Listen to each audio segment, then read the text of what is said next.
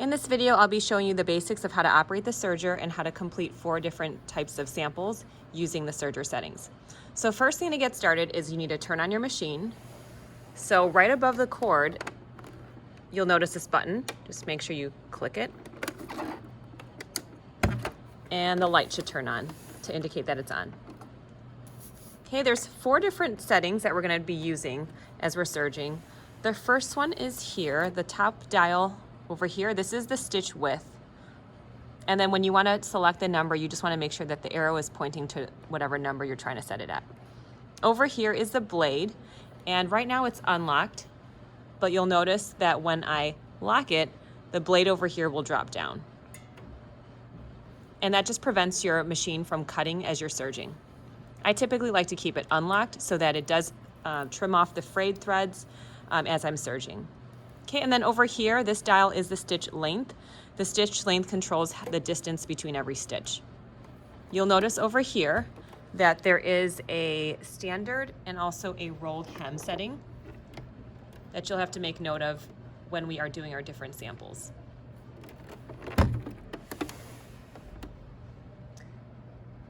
And then lastly, if you open the front cover over here, pull this down, you'll have access to the stitch selector.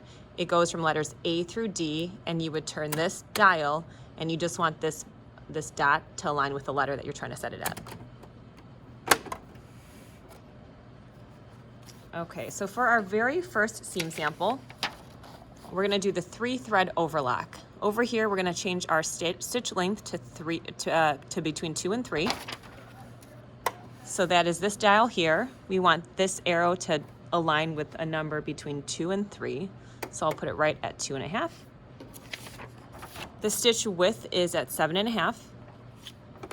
So that's this dial here. You can only turn this one, you can turn it clockwise or counterclockwise. I'm going to set it right there to 7.5. And then the last part is our stitch selector, which is at A. So pull down the front cover and make sure that the dot aligns with A. Okay, and then to get started, we always want to make sure that our presser foot is in the down position. And when you feed it through your machine, the feed dogs will catch on to your fabric and guide it through. So I'm just going to press lightly on the foot pedal. And you'll notice that I do have my blade on, so anything to the right of this blade is going to get cut off. So I'm lining the edge of my fabric up with this edge of this blade, the inner left-hand side of this blade, so that nothing gets cut off, except for any of these frayed threads over here. Okay, and you'll see how I'm aligning it so that I have about like a 1/4 inch of a margin of this silver stitch plate that I can see. And when you align it like that, it should just align perfectly with the blade without cutting anything off.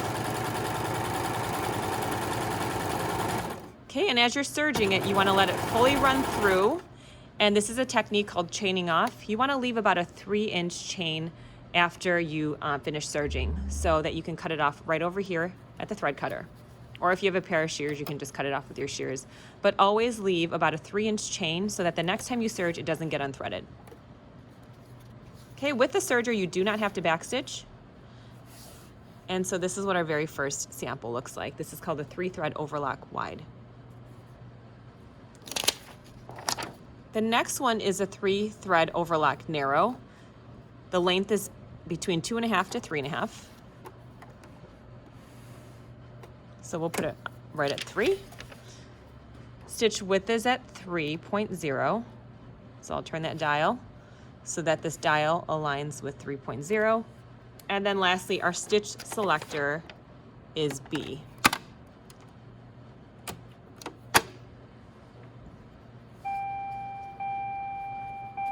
Make sure your presser foot's in the down position again. And again, just feed it through, aligning the raw edge with the blade.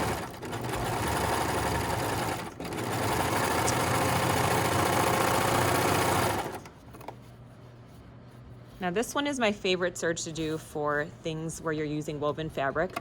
So our projects like the pajama pants would be a great one to use this one as a seam finish. This one is a 3-thread overlock narrow. Okay, on the other side of the sample worksheet, we're going to try the 3-thread overlock narrow hem. and you are going to do a 1.5 to 1.0 to 1.5 rolled hem.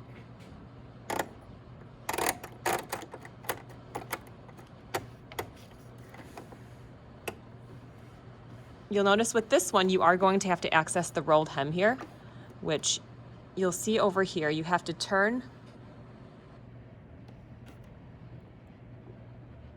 over to this side where you see rolled hem.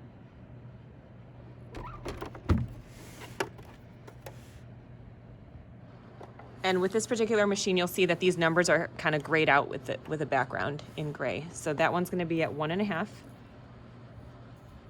Stitch width is at 3.0, and stitch selector here is going to be at C.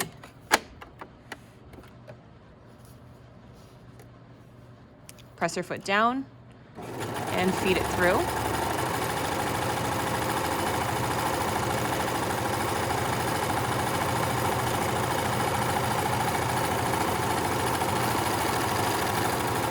Chain off. And what the rolled hem does, or this narrow hem does, is it actually folds your fabric edge over, and then it serges over it. So you'll notice it's a very narrow hem, and it's also it's double the thickness because the fabric edge was rolled over on itself. Okay, so this was a 3-thread overlock narrow hem. Similar to that, it looks very similar as the next one. This is a 3-thread rolled edge.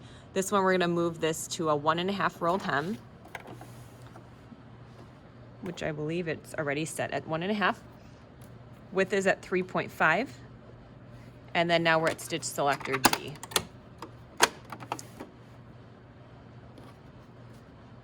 Now these last two that I'm doing, the one that I just did previously and this one now, this would be a great one to use for the hem of something that's lightweight, sheer, great way to finish off the edge of a fabric like that.